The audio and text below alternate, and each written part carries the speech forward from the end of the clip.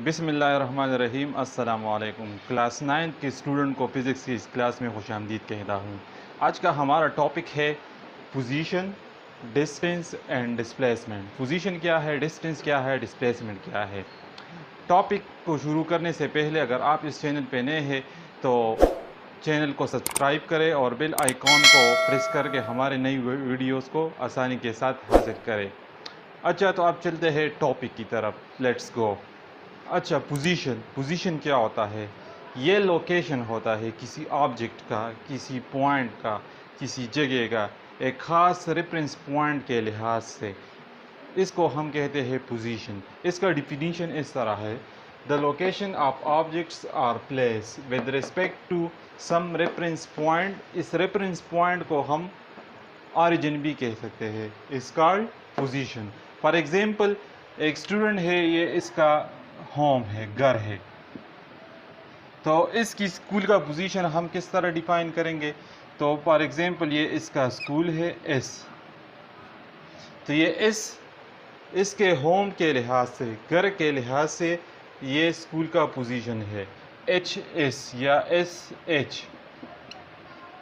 H हमें इस school का पोजीशन रिप्रेजेंट कर रहा है। यहाँ पे ये होम जो है, ये यहाँ पे ऑरिजिन है और ये स्कूल है। मतलब ये है कि ये एक जगह है, एक प्लेस है। तो पोजीशन को डिफ़ाइन करने के लिए या किसी ऑब्जेक्ट का पोजीशन मालूम करने के लिए हमें ज़रूर ऑरिजिन की ज़रूरत होगी। ऑरिजिन इसमें ज़रूर होगा, क्योंकि ऑरिजिन के बग़ैर हम किसी ऑब्जेक्ट को हम लोकेट नहीं कर सकते। ज़्यादा तौर पर हम इसके लिए रेक्टेंगुलर कोऑर्डिनेट का इस्तेमाल करते हैं। फॉर एग्ज़ाम्पल, ये मेरे पास रेक्टेंगुलर कोऑर्डिनेट सिस्टम है। ये एक्स एक्सिस है, ये ऑरिजिन है, ये वाई एक्सिस है। फॉर एग्ज़ाम्पल, एक बॉडी है, वो एक्स यहाँ पॉइंट पी पे लोकेट कर रहा है, ये यहाँ पे मौजूद है। तो अब इस पॉइंट पी का ओ के लिहाज से जो पोजीशन बनता है वो है ओ पी। अब पॉइंट पी का जो पोजीशन है वो है ओ पी। मतलब ये है कि ये लोकेट कर रहा है with respect to this origin.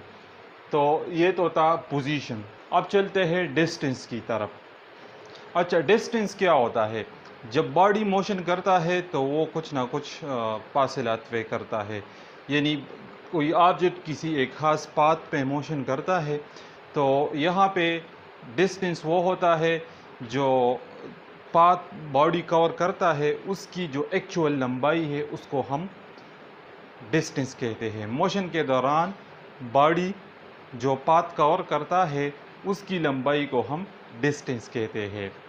ये ख्वाह ये किसी भी डायरेक्शन में हो, हमें डायरेक्शन के साथ इसका कोई वास्ता नहीं पड़ता, हमें सिर्फ मैग्नीट्यूड की ज़रूरत होती है। फॉर एग्ज़ाम्पल, एक बॉडी है, वो यहाँ पॉइंट ए से रवाना हुआ और इसी पाथ पे ये यहाँ सी तक, बी तक पहुँचा। तो अब इस पाथ का जितना भी लंबाई है इसको हम डिस्टेंस कहते हैं। इसमें डायरेक्शन की ज़रूरत नहीं होती, इसमें हमारा कंसर्न सिर्फ मैग्नीट्यूड के साथ होता है। तो इसका डिफिनीशन इस तरह बनता है: the length of actual path travelled by a body during motion, its motion,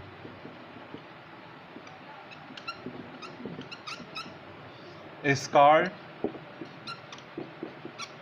distance. इसको हम आमतौर पर एस से रिप्रेजेंट करते हैं, डी से रिप्रेजेंट करते हैं वगैरह। इसके लिए हम मुख्तलिफ सिंबल इस्तेमाल करते हैं। यह मैंने आपको बता दिया कि इसमें हमारा कंसर्न डायरेक्शन के साथ नहीं होता, हमें सिर्फ मैग्नीट्यूड की ज़रूरत होती है इसकी। तो लिहाजा डिस्टेंस हमारे पास स्केलर क्वांटिटी है, दिस इज़ स्केलर, और इसका SI यूनिट हमारे पास है मीटर।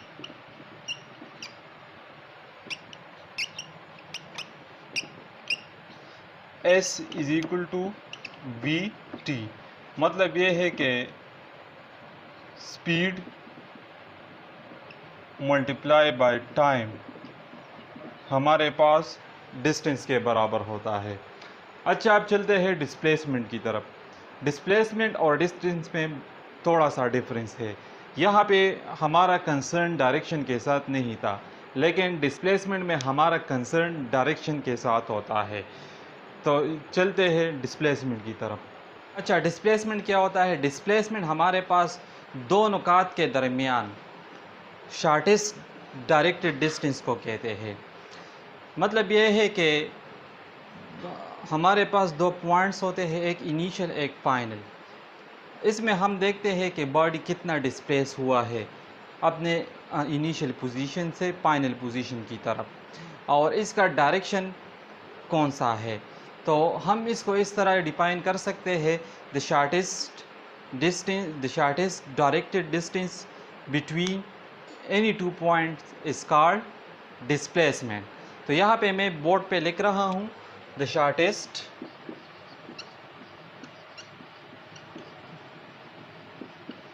डायरेक्टेड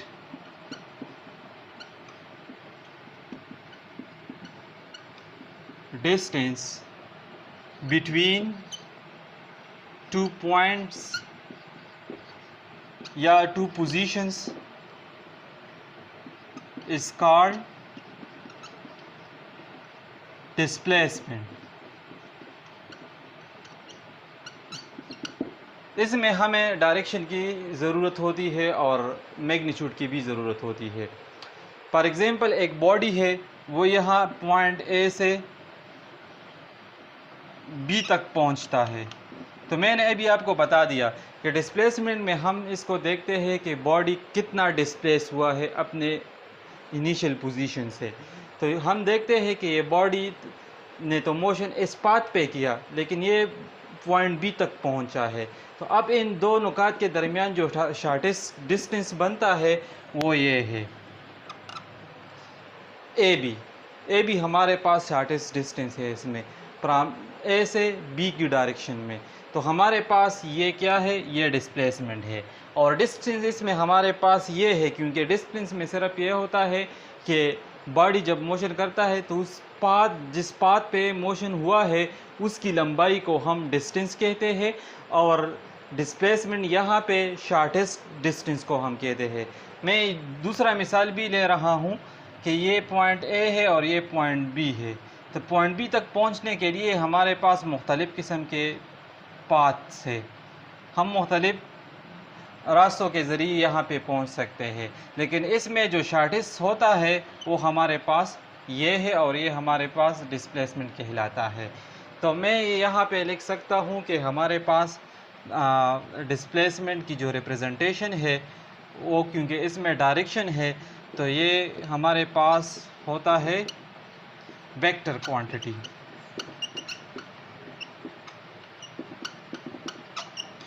इसका SI यूनिट हमारे पास बराबर होता है, इसका SI यूनिट जो है वो है मीटर, ये भी मीटर है। डिस्टेंस और डिस्प्लेसमेंट दोनों का यूनिट सेम है, क्योंकि दोनों में मैग्नीट्यूड होते हैं, और सिर्फ इसमें बात यह है कि इसमें डायरेक्शन होता है। इसकी रिप्रेजेंटेशन हम S है तो इसके ऊपर ये वेक्टर का निशान लगाते हैं, तो इसका मतलब ये है कि ये वेक्टर क्वांटिटी है। इसका जो फार्मूला है वो हमारे पास बराबर होता है, displacement is equal to velocity multiply by time. अच्छा, कुछ कंडीशंस ऐसे होते हैं जिसमें डिस्टेंस और डिस्प्लेसमेंट इक्वल होता है। जब बॉडी स्ट्रेट पाथ पे मोशन करता है तो इसी केस में, इसी सिचुएशन में हमारे पास डिस्टेंस बराबर होता है डिस्प्लेसमेंट के बराबर। इसके बरक्स अगर बॉडी स्ट्रेट पाथ पे मोशन नहीं करता, ये ज़रा भी डिविएट होता है स्ट्रेट पाथ से, तो फिर हमारे पास डिस्टेंस और डिस्प्लेसमेंट बराबर नहीं होता। इसी केस में फिर डिस्टेंस ग्रेटर होता है डिस्प्लेसमेंट से। इसका मतलब ये हुआ कि डिस्टेंस और डिस्प्लेसमेंट बराबर हो सकते हैं, या तो बराबर होगा अगर स्ट्रेट पाथ पे हो, या अगर स्ट्रेट पाथ पे न हो तो डिस्टेंस डिस्प्लेसमेंट से ग्रेटर होगा। लेकिन ये नहीं होगा कि डिस्प्लेसमेंट डिस्टेंस से ज़्यादा हो, ये पॉसिबल नहीं है। फॉर एग्ज़ाम्पल यहाँ पे हम देख सकते हैं कि ये पाथ है, तो यहाँ पे डिस्टेंस ज़्यादा है और डिस्प्लेसमेंट कम है। और यहाँ पे अगर एक बॉडी स्ट्रेट पाथ पे जा रहा हो फ्रॉम ए से बी तक, तो हम देख सकते हैं कि ये पाथ है, ये डिस्टेंस भी है और ये डिस्प्लेसमेंट भी है। इसी तरह मैं एक दूसरा सिचुएशन ले रहा हूँ। अगर बॉडी सर्कुलर ट्रैक पे मोशन कर रहा हो, फॉर एग्ज़ाम्पल पॉइंट ए से बॉडी ने मोशन शुरू किया और फिर वापस पॉइंट ए तक पहुंचा, तो पाथ तो बॉडी ने कवर किया है, डिस्टेंस हमारे पास इसमें मौजूद है, क्योंकि डिस्टेंस एक्चुअल पाथ की लंबाई को हम कहते हैं जो मोशन के दौरान कवर होता है। डिस्टेंस इसी सिचुएशन में है वो नॉन ज़ीरो है, लेकिन यहाँ पे डिस्प्लेसमेंट ज़ीरो है, क्योंकि डिस्प्लेसमेंट तो दो नुकात के दरमियान शॉर्टेस्ट डिस्टेंस होता है। यानी हम देखते हैं कि बॉडी कितना डिस्प्लेस हुआ है, तो इसका तो मतलब ये हुआ कि बॉडी वापस अपनी मकाम तक पहुंचा है, तो इसका पोजीशन चेंज नहीं हुआ, लिहाजा यहाँ पे डिस्प्लेसमेंट ज़ीरो है। डियर स्टूडेंट्स, आज के लिए इतना काफ़ी है। अपने टीचर को इजाज़त दें। अल्लाह हाफिज़।